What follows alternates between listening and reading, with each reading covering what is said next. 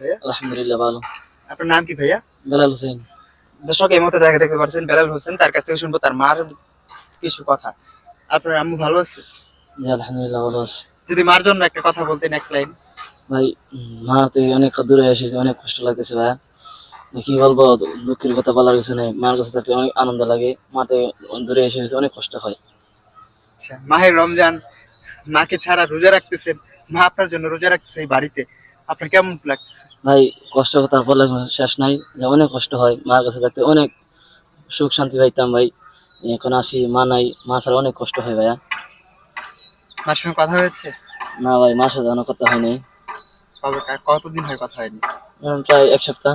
প্রায় এক সপ্তাহ হয়ে গেছে। জি, মার সাথে কথা হয় না। মার কথা মনে হলে আপনার কেমন লাগে? ভাই বুকটা অনেক চিরে যায় ভাই, অনেক কষ্ট হয়। দর্শক, আমি আমার কথা বলছিলাম বেলাল হোসেন ভাইয়ের সঙ্গে। মার কথা শুনে নাকি তার বুকটা চিরে যায়, চোখে পানি এসে পড়ে, তো নীরবে কান্না করে।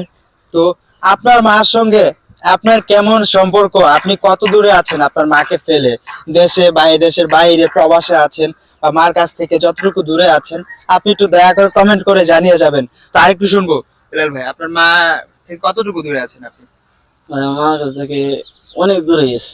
কতদিন হয় আপনার মার কাছে আপনি যান না? প্রায় 3-4 মাস। 3-4 মাস হয়ে গেছে। হ্যাঁ। মার কথা মনে পড়ে? হ্যাঁ। বাবা?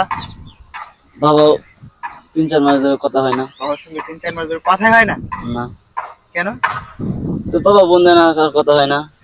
দর্শক, বাবার প্রতি দেখতে পাচ্ছেন অনেক কোনো ফিল নাই, বাবার প্রতি কোনো ফিল নাই, মার প্রতি ফিল আছে। এক সপ্তাহে মার সঙ্গে কথা হয় না, বাবার সঙ্গে প্রায় 3-4 মাস থেকে কোনো কথা হয় না। তো আপনার বাবার সঙ্গে কতদিন ধরে কথা হয় না আপনার এটা জানাবেন, আর মার সঙ্গে কতদিন ধরে কথা হয় না, কতটুকু দূরে আছেন জানাবেন।